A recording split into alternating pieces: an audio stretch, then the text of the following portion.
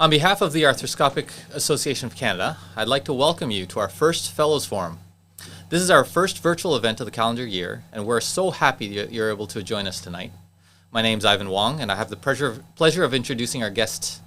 The topic of tonight's forum is Hot Topics in Shoulder Arthroscopy. These will be presented and discussed by fellows from 3 different Canadian universities. Dr. Eva Gusnowski from the Pan Am Clinic, Dr. Andrew Salipas from the University of Alberta, and Dr. Joannette-Bourguignon from Dalhousie University. During this forum, each fellow will present a 10-minute case study, and they'll have to moderate 10 minutes of discussion. During the discussion period, we'll encourage everyone to sign into YouTube and use the chat option on the video channel to send in your questions. We'll display these questions at the bottom of the screen, and the fellows will discuss what happens at each of the sites that they're representing. At the end of the forum, after the presentations and discussion, we'll have a vote on YouTube for the best presentation. There will be a special Smith & Nephew Award for the best fellow presentation, so make sure you stay tuned in for all 3 presentations and the discussion. To vote, you'll need to click on the link in the description section on the YouTube video, which will take you to the poll where you can vote for the best presentation. Thank you again to Smith & Nephew for sponsoring this collaborative event, and thank you for again tuning in. We hope you enjoy. So without further ado, we'll start with Dr. Eva Gusnowski from the Pan Am Clinic. All right, thanks everybody for joining. My topic today is on massive posterior superior rotator cuff tears, and I'm going to be presenting a case on a massive rotator cuff tear in a 41-year-old female. So we have no personal disclosures or conflicts of interest to declare with respect to this presentation. So our presenting history is from a 41-year-old female. She came into the clinic complaining of right shoulder pain, as well as decreased range of motion and decreased strength. She's a relatively vague historian, but she does describe multiple traumas to the right shoulder preceding 2016, at which point she was diagnosed with a massive rotator cuff tear. She then presented to the Pan Am Clinic in 2018, where she was then assessed. On progressive radiographs from 2016 to 2018, what we can appreciate is that there is increasing proximal migration of the humeral head and only mild to moderate osteoarthritic changes which are present. She also had MRIs performed in both of 2016 and 2018. And what you can appreciate here on these coronal sections is that she's got a full thickness tear of the supraspinatus tendon, which unfortunately has undergone significant retraction in the 2 years since its discovery in 2016. When we look at the axial views as well, what we can also see is that there's been progression into the infraspinatus tendon, which is now also significantly retracted. She underwent an arthroscopic management of this massive rotator cuff tear in 2018, which was repaired with a double row construct. It was able to be easily repaired under minimal tension at the time. So with respect to the right shoulder again, she's had multiple traumas, a massive rotator cuff tear diagnosed in 2016, and then had a double row rotator cuff repair done in 2018. She actually did fairly well following her surgery. However, she then had progressive pain and loss of function in the 6 months postoperatively, despite no trauma. She then presented to the clinic again in 2020 and 2021 for repeat assessments. Out of her relevant medical history, what's relevant to this case is that she is a current half a pack per day smoker. Her only previous surgical history being the right shoulder cuff repair, which I've already described from 2018. On examination, there's no muscle wasting that can be appreciated. She has well-healed prior arthroscopic incisions with no signs or symptoms of infection. Her range of motion, which you can see on the right here, is quite limited, and actively she can only get to about 70 degrees. However, passively, she can get up to full forward elevation of 160 degrees. Additionally, what's interesting is that you can see that when she brings her arm in close to her body, she's able to fully elevate the arm, but she can't do so under the weight of gravity. So she was diagnosed with pseudoparalysis, and of note, she also had a positive drop arm sign. With respect to her external rotation, she was able to actively externally rotate to approximately 30 degrees, and then passively, this could be brought out to 50 degrees.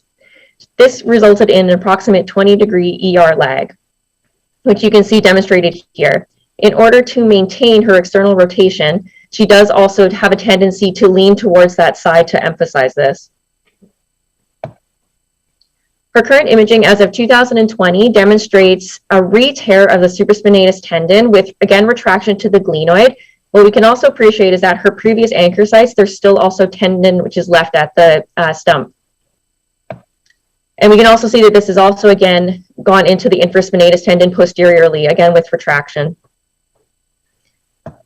When we take a look at these sagittal oblique cuts, what we can appreciate is that the supraspinatus muscle belly does still have good overall bulk, however, it does have fatty infiltration.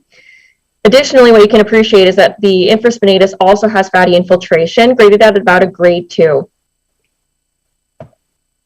When we correlate her special shoulder test to her imaging, what we can appreciate again is that the positive drop arm sign correlates well with the full thickness tear that we have seen. The 20-degree external rotation leg correlates with the infraspinatus tendon tear. Of note, she also had a negative hornblowers and a negative belly press and Napoleon sign. So there's no appreciable subscapularis tear or teres minor tear on the clinical findings or on her MRI imaging.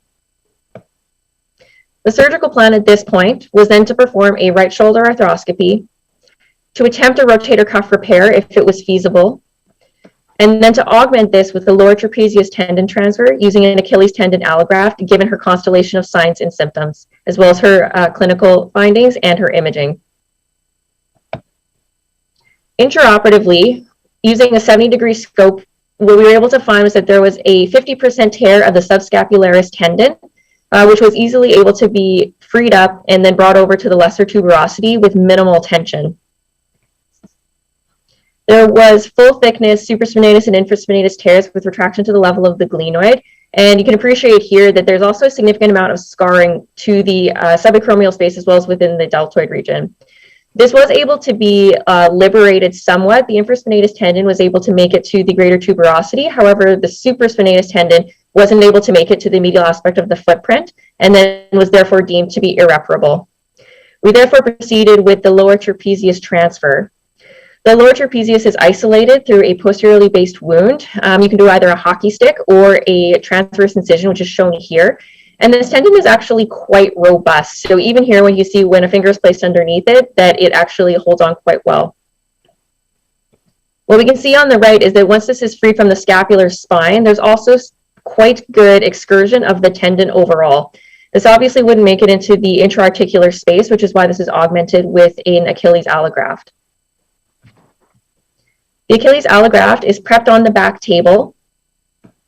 It is inserted through the posterior wound, through the subdeltoid space and into the intra-articular space. And as we can see here from our intraoperative photos, it is then secured to the greater tuberosity using 2 suture anchors. In our case, the supraspinatus tendon was able to be directly repaired to the Achilles allograft tendon. The graft is then fixed to the trapezius tendon with the arm placed in full external rotation and abduction. The limb or the posterior limb is transversely cut, and the superior limb is then brought through the trapezius tendon, as you'll see here in this video. It is then brought over back to the lateral space and is fixed back to itself. This provides excellent overall fixation of the tendon. However, we also have a second limb, and this second limb is then folded over top of the muscle belly and is then again secured to the trapezius tendon as well. And we can see here after the graft has been fixed on external and internal rotation of the shoulder, there's excellent overall mobility of this tendon. Post-operatively, she then spent 6 weeks into an airplane brace with their arm brought into external rotation, and then she begins strengthening at 3 months after a course of physiotherapy to work on range of motion. So that's the end of our case presentation. So at this point, we're happy to go through any questions and have a discussion. So Eva, when would you consider bridging or SCR, superior capsular reconstruction, for these patients compared to tendon transfer? Yeah, so that's an overall excellent question. I think with specific regard to this patient, a trapezius transfer is best for her, mostly because of her constellations of signs and symptoms. Part of it is that she has an external rotation lag sign, which with a dynamic posterior stabilizer, such as the trapezius tendon, that provides dynamic stability, whereas an FCR is just a static form of head depressor. So you're trying to apply a static fixation to a dynamic problem. So I think that's the first part of it. Secondly, we also know, based on data from the Mayo Clinic, that SCRs in females, as well as in revision surgery or infraspinatus muscle bellies that have fatty degeneration beyond a Gutalia grade 2, that they have a 63% failure rate. And so in this specific patient, I think that that would not be an appropriate choice for her. If somebody, for example, had maintained external rotation, or if they were an older male and it was not a revision surgery, I think that would be a more appropriate patient to have with an SCR. Eva, can I just ask, I'm not sure if you've seen these patients post-op in clinic, but how have you found the results of this in terms of external rotation, power and strength? So yes, we've seen patients as well have had some follow-up looking at external rotation power. And overall, it's actually quite drastically improved. There's also been good 10 and 15-year data, again, out of the Mayo Clinic, but with Dr. El Hassan, which actually shows that their external rotation power is actually significantly improved overall, as well as their external rotation range of motion. So there's actually quite good data that suggests this is actually quite good for that problem. And during surgery, how do you decide how much tension to put on the graft for repair? So overall tension is mostly decided on the position of the arm. So the arm is brought into maximum abduction and external rotation. This actually does give quite a good tight repair. So when the arm is brought back down into adduction and internal rotation, you can see that the graft, as we saw in the video, is actually quite well tensioned. These patients are then placed into an external rotation brace just to help protect the repair. And then they're actually working on range of motion to regain that afterwards. I don't know of any other way to actually tell. There's no like goniometer or other things that we actually use to actually measure tensioning, but it's usually with positioning of the arm. And would you consider using a lat dorsi versus a lower trap? Yeah, so that's a great question. The lat dorsi is actually a historic way to actually provide external rotation in these massive posterior superior cuff tears. However, there's also been good data that shows that the pull of the trapezius tendon is actually in a better position to provide external rotation benefit for these patients versus the latissimus dorsi. So in those circumstances, again, the lower trapezius transfer, I think, would be preferable. With respect to lat dorsi as well, we also know that based on the more vertical pull, that there has been actually progression to increased arthritis over long term with those patients as well as compared to the lower trapezius transfer. If, for example, somebody, however, did not have external rotation with the arm fully abducted, so if they had a positive hornblower sign indicating that they had potentially a teres minor injury, there's been some biomechanical studies that demonstrate that a lat dorsi transfer would actually be preferable in those patients. And how often do you go for these transfer as a first surgery for a massive cuff tear? Yeah, so I think that in order to do these primarily, in this case, this was a revision case. And in the circumstances where people still meet that constellation of signs and symptoms, where they've got either external rotation, significant weakness, or lag with an irreparable cuff, such as circumstances with significant fatty infiltration into the muscle bellies, as well as a decreased tendon or retraction, then those patients, you might consider them primarily for a lower trapezius transfer rather than attempting a cuff repair initially.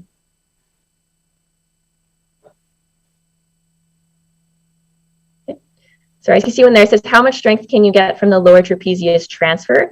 I'm personally not aware of how much actual strength you can get. We do know that in order to maintain external rotation, to be able to reach things such as getting a cup to a mouth or something similar, takes at least 2 pounds of force. These patients are able to achieve that, at least for what they're able to get.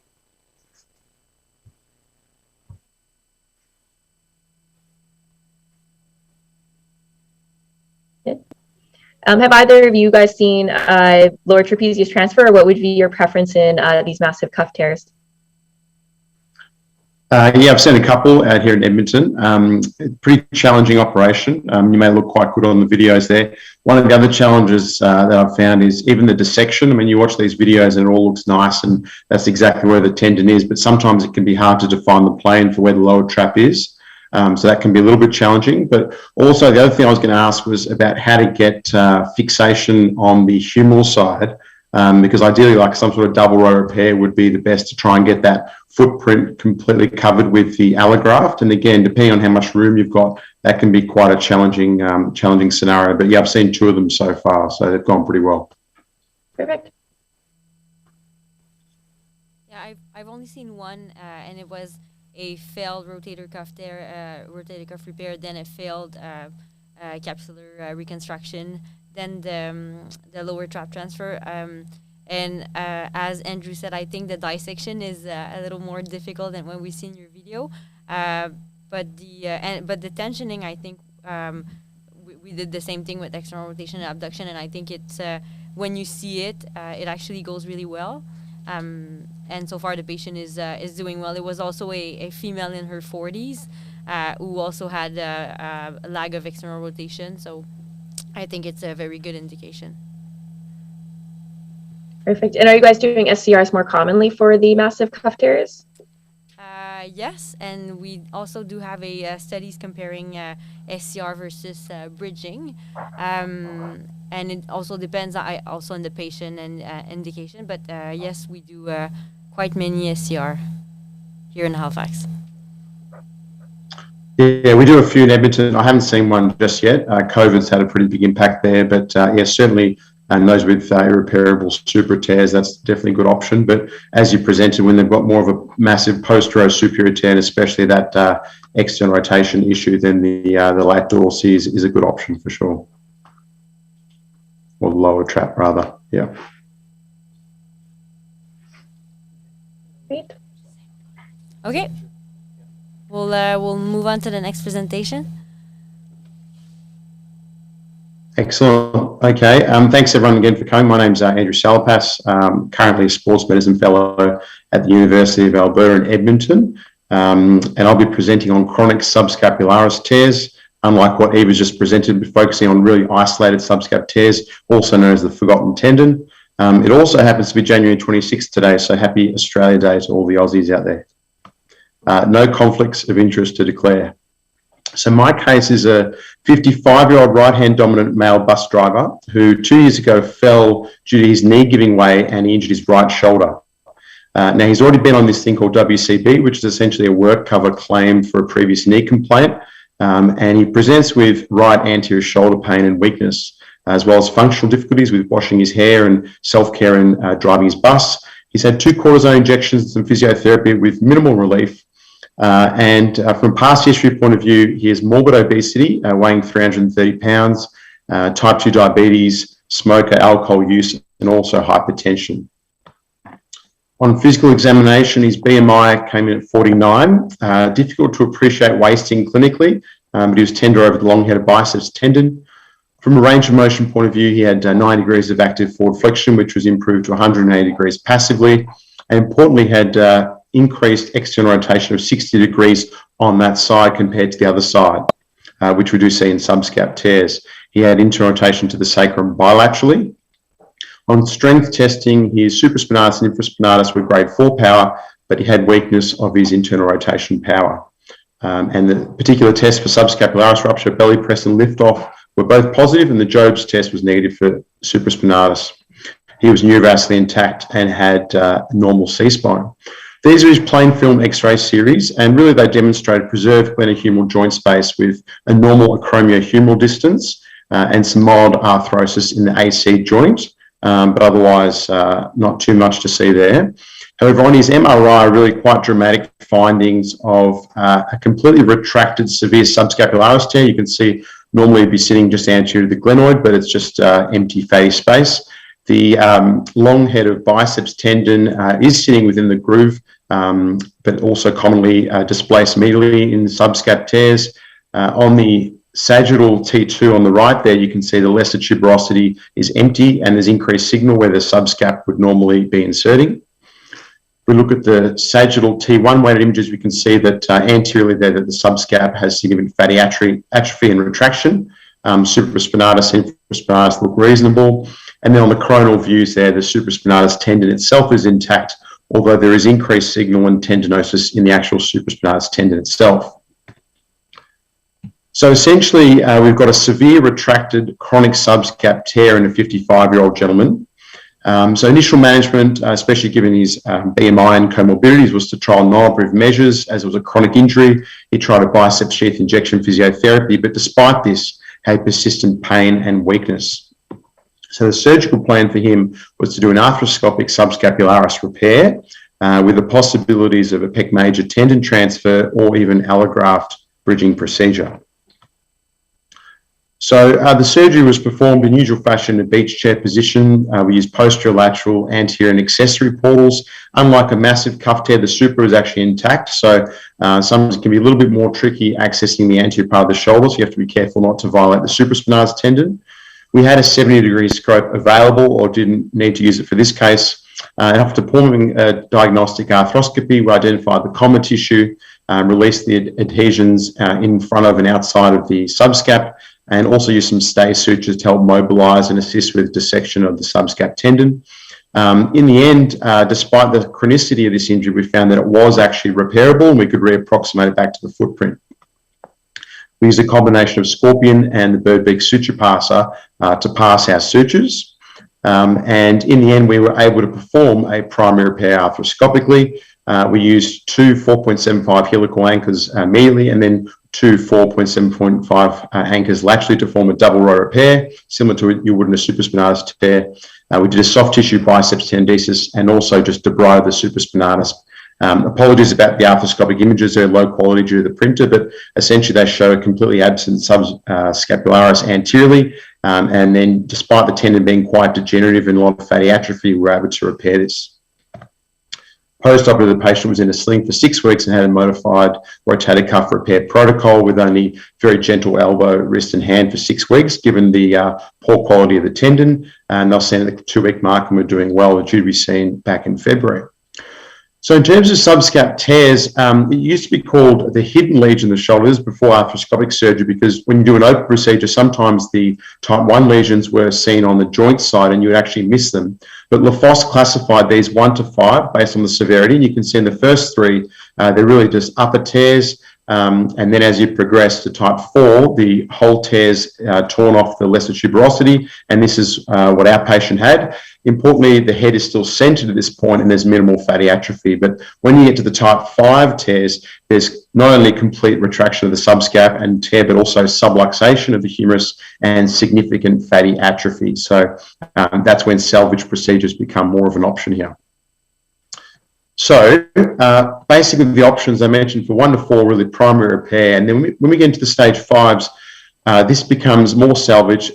There's multiple techniques described. An anterior capsule reconstruction can recreate a tenodesis effect in these patients. Augmentation can be considered in the form of Achilles allograft, and then tendon transfer has certainly been described in terms of pec major or lat dorsi. And lastly, as a salvage option, reverse total shoulder arthroplasty. So just to review the literature, as you'd expect, a lot of case series have been shown literature for these injuries. 2007, Lafosse published a bunch of 17 patients with 2-year follow-up for isolated subscap repair and showed excellent pain and functional scores with good patient satisfaction. Similarly, in 2012, in arthroscopy, this study looked at 19 patients and again, 2-year follow-up showing improved UCLA and Constance scores with 2 re-tears, but otherwise pretty good results. 2012 JBGS, another study looking at 22 patients with 3-year follow-up and again, excellent healing rate. They did find that half the patients had a progression of their fatty atrophy, but again, improved functional scores and clinical scores.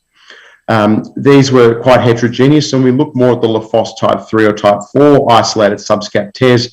We also find pretty good results, albeit at 1 year, this series of 11 patients found improved functional scores and strength with no failures, and interestingly, no fatty atrophy, but admittedly short-term follow-up. So then there's a couple of other procedures that I just mentioned. The anterior capsule reconstruction has been described, where you've used a human acellular dermal patch here to really reconstruct that anterior capsule. Again, this is just a described technique. There hasn't been much else in the literature looking at clinical results for this. Then we get into tendon transfers, which are similar to what Eva was talking about in the massive posterior superior cuff tears, tends to be the mainstay of treatment as a salvage option. Dr. Gerber in Switzerland's published quite a bit on this. In 2003, he looked at 30 patients, 12 of them having isolated subscap tears at 3-year follow-up, showed improved functional scores and satisfaction, but as you would expect, worse outcomes in those with massive tears if they had supraspinatus involved as well. In 2017, this paper was published in JBJS looking at long-term outcomes of 27 patients with good 10-year follow-up. And they found that basically those that had instability anterosuperiorly did poorly, whereas if you didn't have instability, you tend to have better functional scores, range of motion and strength. And they did find long-term significant improvement in pain and function. There was a low rate of progression to salvage a reverse total shoulder. Dr. Gerber's group here also published almost 20-year follow-up of 28 patients and 30 shoulders. Again, excellent functional scores. They did find 1 in 5 patients developed only mild arthritis, which is not too bad after 20 years, but 1 in 10 ruptured their tendon transfer. 6 needed revisions, and these were mainly debridements. They did have a couple of atraumatic re-tears of their tendon transfer, and only 1 patient required a reverse total shoulder. A systematic review was published in 2014 in KSSTA, looking at 8 studies, and essentially much the same theme here, better pain and function. They did find that the 2 ways of doing pec major transfers, subcoracoid versus supracoracoid, the subcoracoids tend to do better. Lat, dorsal and teres major has also been described as a technique, again, at Mayo Clinic. They looked at the feasibility of this transfer with anatomical studies and found low risk of nerve compression, so that's certainly a good option. And out of South Korea, they published a series of 1-year follow-up of 24 patients using a lat dorsal transfer and found that for these irreparable subscap tears that they also had good functional scores, pain scores and subscap strength.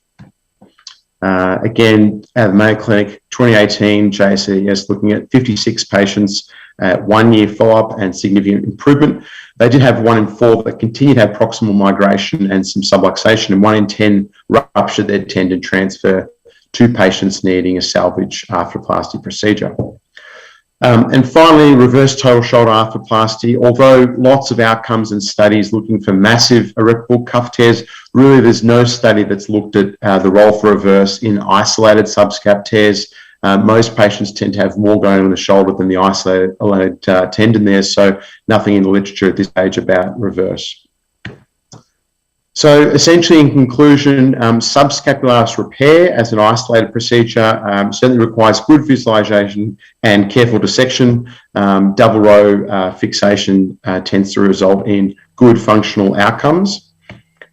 Grade 5 subscap tears, salvage procedures such as a pec major and lat dorsal tend to be the best options in terms of salvage procedures, but at this stage, no comparative studies between techniques has been reported. Thank you.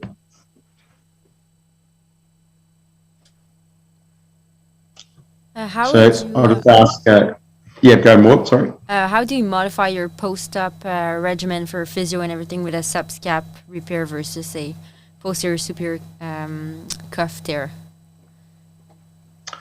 Yeah, so in this patient, they had more of a modified protocol. We wouldn't necessarily do this in every isolated subscap tear, but just because of the severity and the chronicity.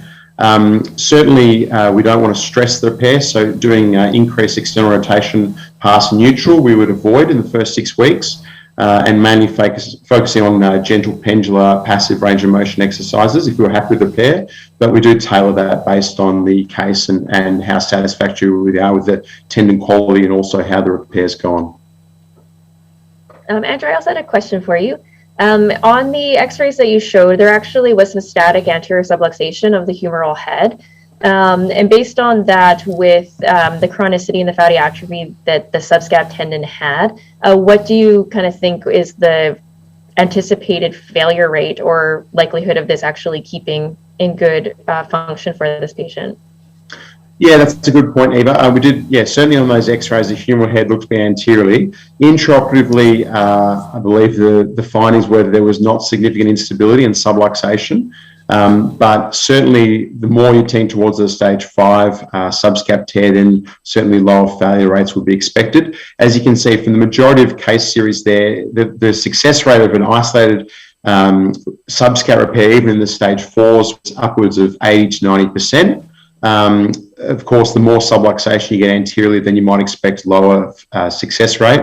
But again, as a primary procedure like this patient had, it's not a bad idea to consider that. And then similar to your case, when you come back in the revision scenario, you can consider something like a salvage procedure, like a tendon transfer. I think to ask you guys about this case particularly, we're talking a 55-year-old gentleman, but really some significant risk factors with the diabetes and morbid obesity. So I wonder what potentially you guys may have considered for this case.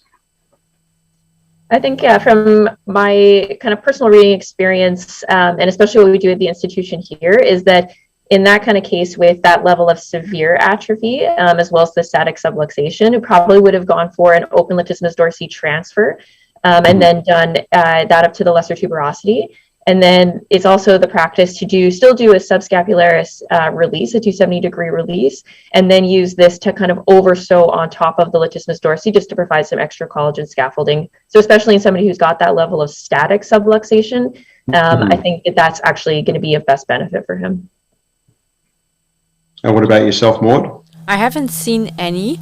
However, this patient also is high risk of any possible complications. So going for an arthroscopic treatment in the first try for him, I think, is still a good option. If you feel like your repair was strong and the shoulder was reduced afterwards, and then I think the lat dorsi is an excellent option, possibly for revision.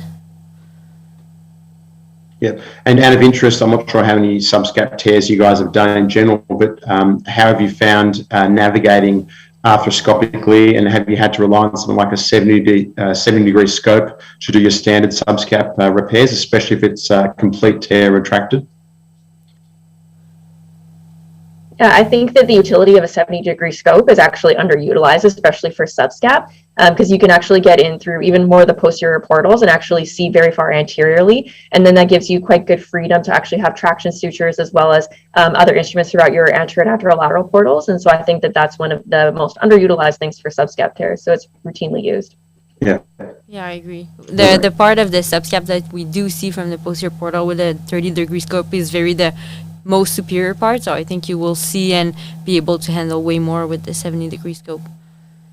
One thing I didn't mention in the talk there, but the comma tissue or the comma sign is really quite important, I think. When you do have a subscap tear, as you know, you do get the comma sign, which is really the coracohumeral ligament, the superior glenohumeral ligament, and part of the subscap itself. And then if you leave that intact, we've found that certainly putting some stay stitches and using that to bring the subscap back does give you quite a nice reduction, especially those massive cuff tears. It makes the super tear easier to repair as well, as what we've found.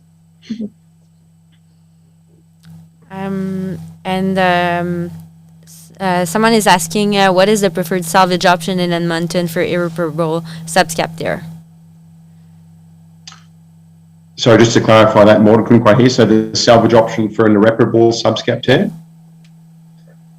Yeah, so I think as I sort of presented, probably the tendon transfer pec major would be what's been most reported in the literature and probably the most robust. Lat dorsi is certainly another option. I mean, like any tendon transfer, you want to do something that's synergistic in the same line of pull. Pec major inserts anteriorly on the proximal humerus as a subscap, so releasing that and then simply translating it anteriorly, you're still having an internal rotator of the shoulder, which makes good sense to me. And similar to lower trap, replicating the infraspinatus, I think that would be probably our preferred option. I haven't seen one myself, but I think a pec major transfer would be the go-to salvage there.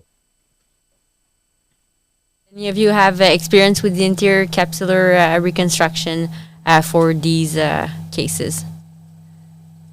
No, I haven't seen the anterior capsular reconstruction. My experience has been with only tendon transfers or direct repair. Mm-hmm. Same. And would you consider early mobilization for these repair versus the standard rotator cuff repair?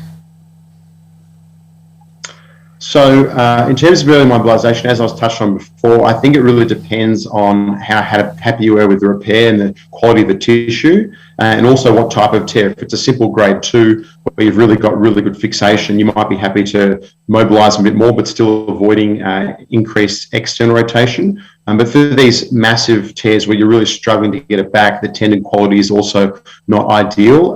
I think going a little bit slower with these patients is more important, especially because the next option becomes a tendon transfer. So going a bit slower with them and not doing too much in the first 6 weeks seems to be probably a better way to go. Often they tend to be more in the middle age as well, so they've got more to lose if this fails, because really I don't think a revision subscap repair would be a good option in that scenario.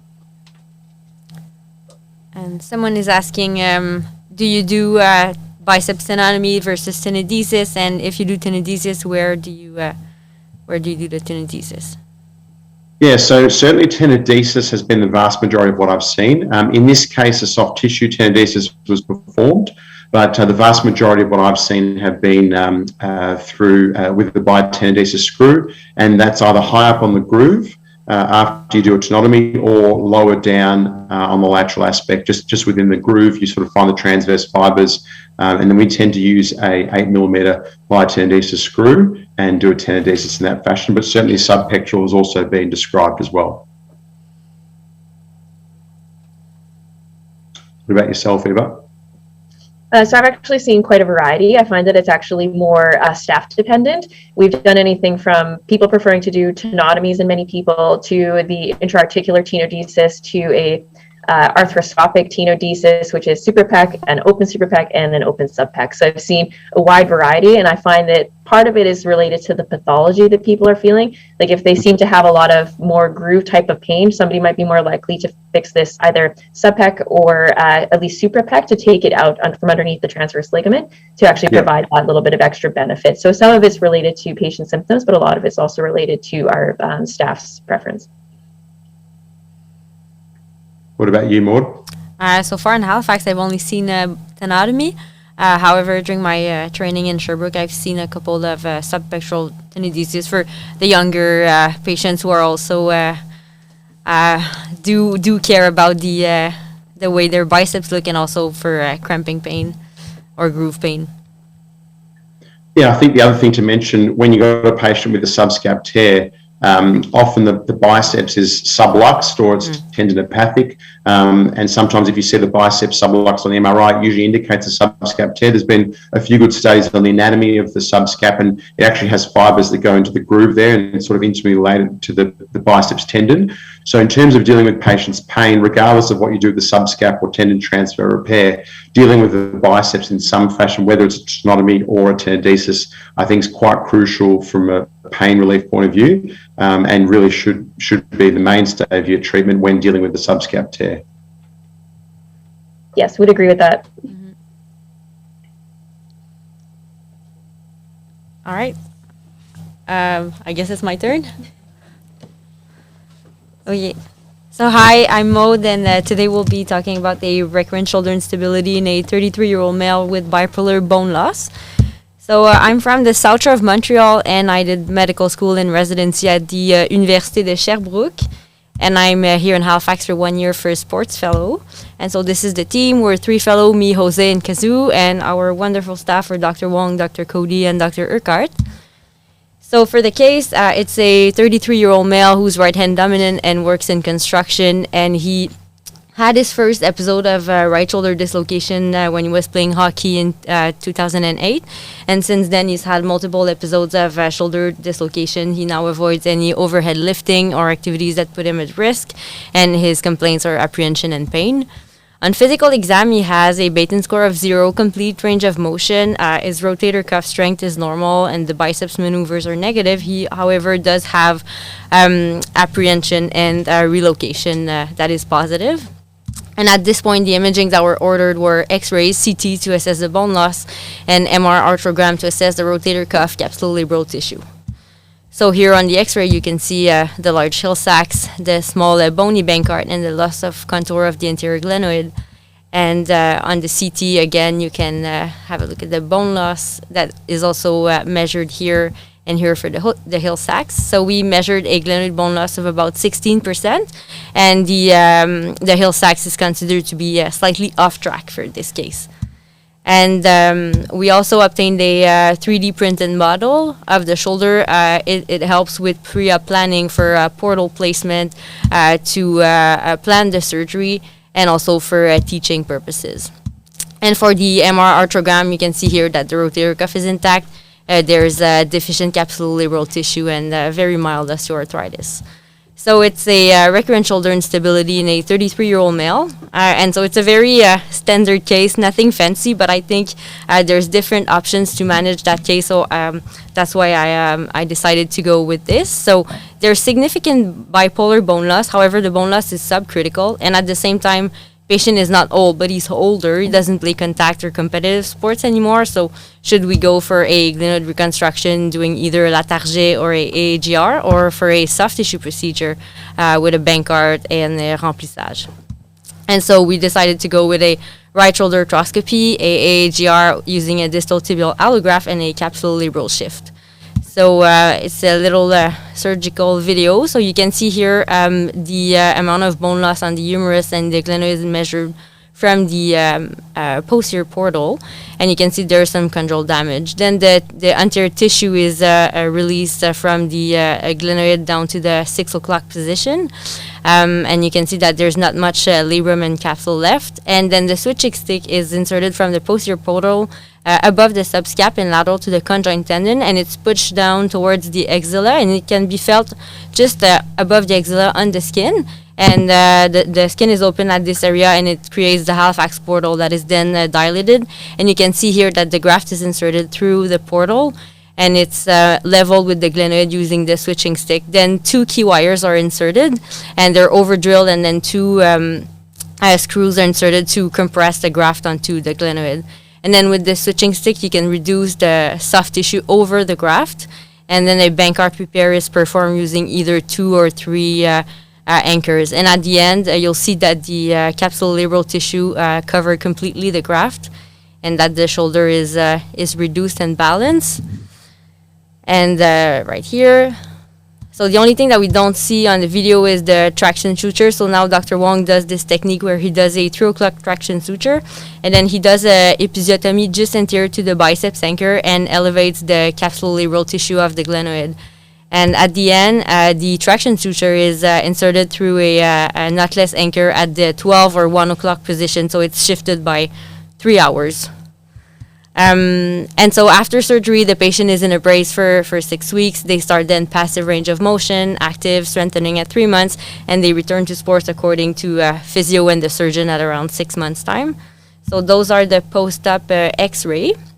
And I also have imaging from the pre-op CT, where you can see that he's missing quite a bit of bone on the anterior glenoid, and the diameter is 23.5 millimeter. And then at 3 months post-op, the diameter is increased to 30.1 millimeter, and you can see that the graft is in adequate position, so inferior. And finally, this is 16 months after surgery, so the graft has remodeled, and now the glenoid diameter is still 28.3. And so this is post-op score. So you can see that pre-op he was at 44, and the higher the worse. And at 3 and 4 years he has way better scores. And his last visit was in November 2021. And you can see on this video that he has complete range of motion. And so for the literature review, I went with a question that you guys can answer afterwards. So how do you choose the optimal treatment for your patient? So according to scores and risk of recurrence, according to bone loss and what is critical bone loss, and when you consider a glenoid reconstruction, do you use la target or a AAGR? So for scores and risk of recurrence, I think this score is well known. It was developed by Dr. Balg in 2007. He works in Sherbrooke. So it's the ISIS score, and it evaluates if your Bankart repair will fail or not according to different prognostic factors, such as the age of surgery, the type of sports, and the level of sports they play, and also bone loss criteria on X-rays. And when the scores is higher than 6, there's a high chance of Bankart failure. And so the only thing with this score is that the imaging that is used does not really reflect the imaging that we use now to assess for bone loss. So other surgeons came up with a different score that used the exact same patient factors. However, they used the concept of on-track and off-track lesion to consider bone loss in their patient. And if you score more than 4 points, then you should get a la target. So this is being validated. And so what is critical bone loss? So initially, it was considered as a inverted pear-shaped glenoid, so 25%. Then more recently, different articles and studies came out saying that it could be 17.3 and even 13.5%. That could lead to increased failure when you do just a Bankart repair. And then finally, a off-track lesion, even though the glenoid bone loss is only 10%, could be considered as a critical bone loss. And so now the difference between Latarjet and AAGR, so both have pros and cons. So the arthroscopic Latarjet, there's quite a steep learning curve, and the arthroscopic technique is challenging. It is thought that 30 to 50 cases are needed to reduce your surgical time. And this retrospective studies show that the AAGR may be faster to learn and to perform. For the Latarjet, there's always a possibility of fracturing the coracoid, and the graft size is limited by the size of the coracoid itself. For the AAGR, you have the whole tibial plafond available for grafting. The Latarjet goes through the subscap via the subscap split, and the AAGR, it's inserted through the Halifax portal, so the portal is above the subscap, so the subscap is not violated. And they both have graft union rate. There is some resorption reported for the Latarjet, also for the AAGR in up to 50% of patients. Some of it is, of course, the remodeling of the graft, which is a normal part of healing. And then finally, they both have very low recurrence rates. So, for the other fellow, how would you answer this question? Merci.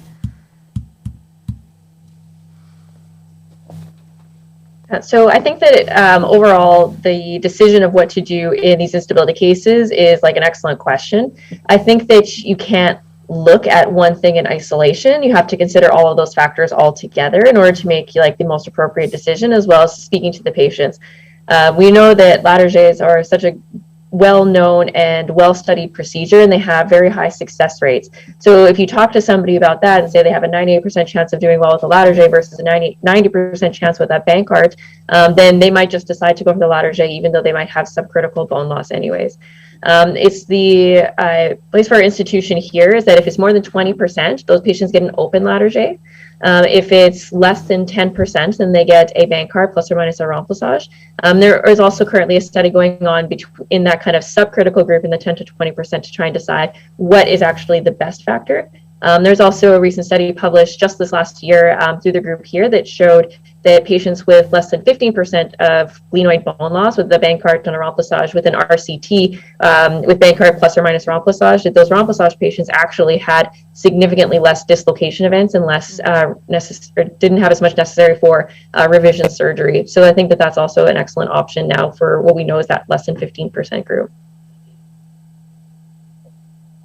Yeah, it's interesting. I've being from Australia, I've only seen Latarjets in my training, but coming to Edmonton here, I've seen quite a few distal tibial allografts. The only Latarjet I saw was in trauma patients. So, the experience I've had here certainly has been distal tibial allograft with critical bone loss. Again, from a numbers point of view, usually around 15%, but certainly we do use the off-track and on-track calculation as well to try and work out when to intervene.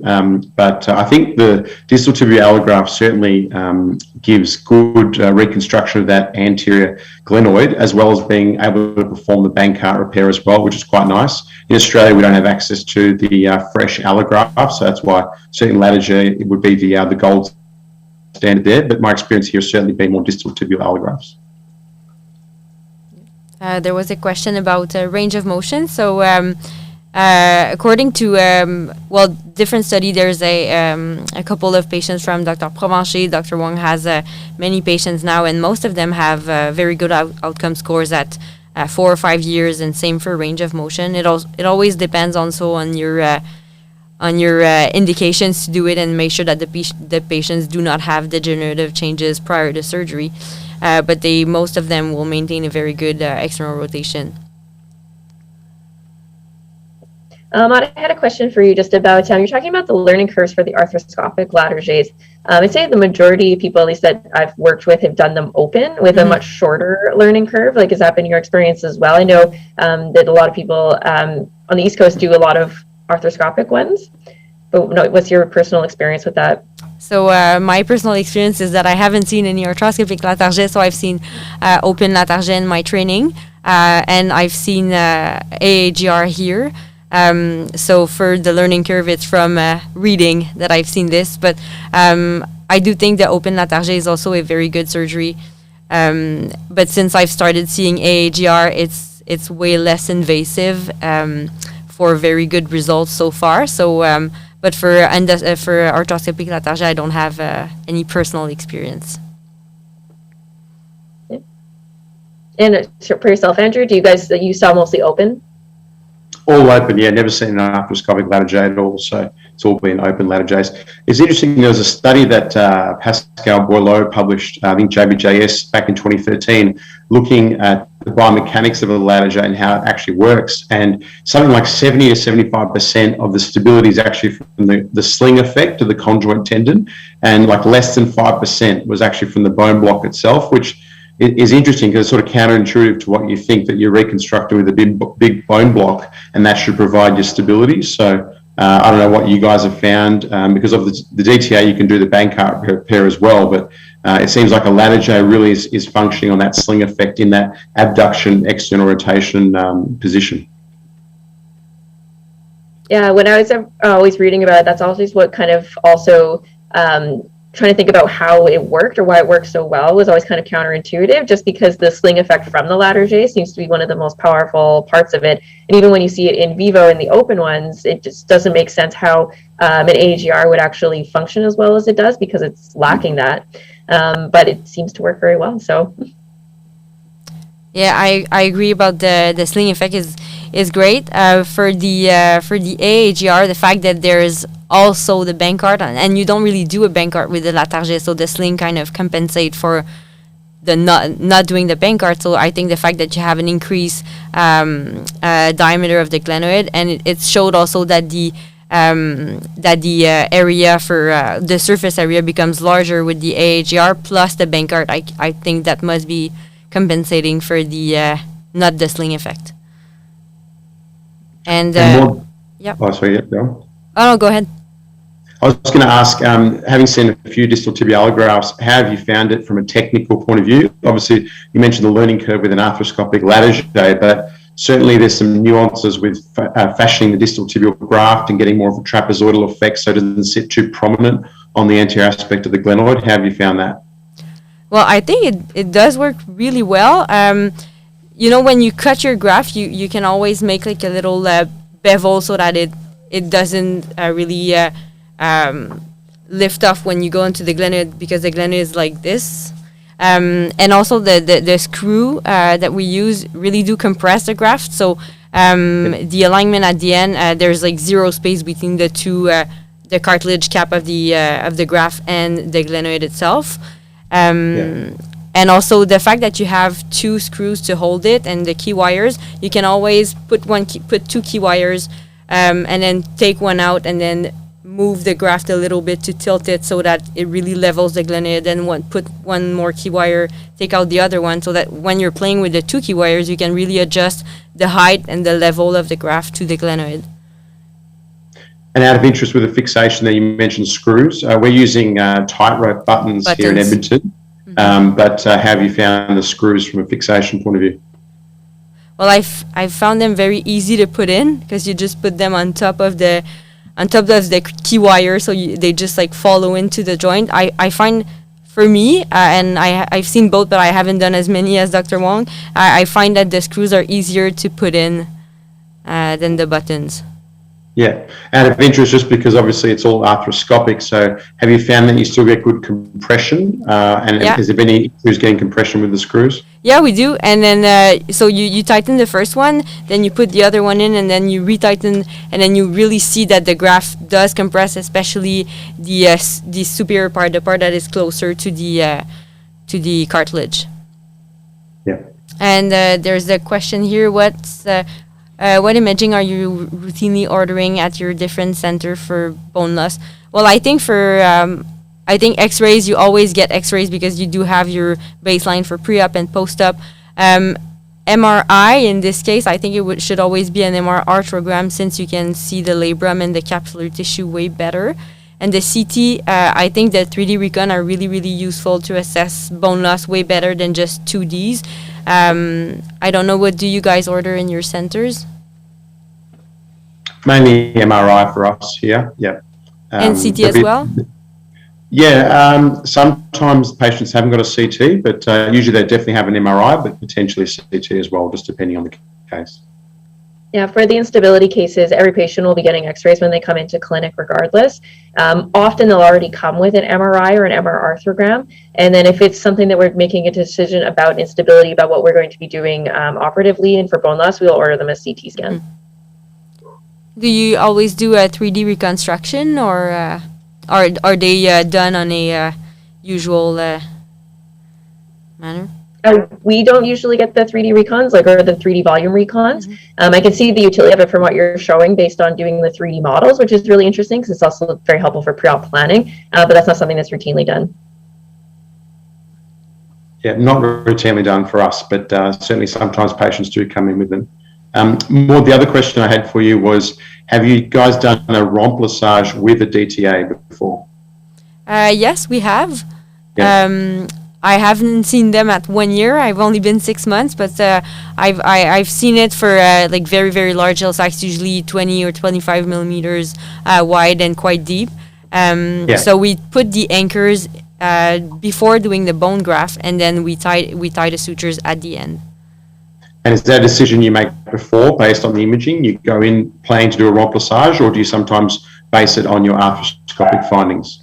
Well, I find that most times, like, these patients come in, it's usually elective surgery. So sometimes between the time they have their imaging and the time that you do surgery, they have more bone loss than expected, or it's worse than you thought it would be. So we usually always have anchors because they're easy to plan for. So we usually assess the bone loss and then make the decision based on the combined bone loss.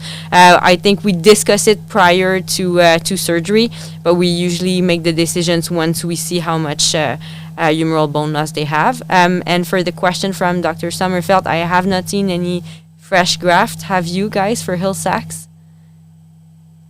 I saw one as a resident, but given I was a junior resident, I didn't have a very good view of it. But other than that, I haven't seen any during fellowship, no. Haven't seen any at this stage, no. Me neither.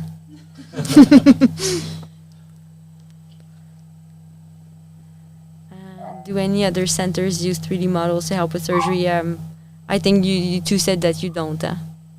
Yeah, correct. All right. Well, thank you guys very much. That was very impressive from 3 superstar fellows for the first ever fellow forum for the AAC. I think it was an excellent discussion between these 3 Canadian accredited sports medicine fellowship centers, and it was great to see everyone working together to discuss these hot topics in the shoulder. So before you go, please take a moment to vote for the fellow with the best case presentation. So you got to remember, you got to click on the link in the description section for the YouTube channel. We're looking on the live play right now, so I can see people are already voting. That's wonderful. So again, click on that link at that YouTube video so you can choose who got the best presentation. We'll share the results in 10 seconds. I'd like to thank everyone who made this production possible. So thank you to Dr. Woodmass, to Dr. Sommerfeld, to Dr. Tucker, everyone on the AAC team for helping put this event together. It took an awful lot of work, so very proud of the team. Thank you to our 3 fellows for presenting these interesting case presentations and the intriguing discussions. I'd like to thank Charles Skinner for making sure this event went off without a hitch. Thank Smith & Nephew for sponsoring tonight's event. And finally, of course, I need to thank my research team, Sarah, G, Lauren, and Sarah, for coordinating this and making this a huge success. So I think we have the results coming in, do we? Yes? And we're just doing a refresh right now. So let's see who's chosen to have the best presentation. And it looks like the winner of the first Smith & Nephew Award for the best presentation for the Fellows Forum for AAC goes to Dr. Mode Oh, really? Congratulations. So, Good job, guys. thank you very much for joining us tonight. We hope you enjoyed the Fellows Forum. We look forward to hosting you in the future for more future virtual events. Have a wonderful night. Stay safe.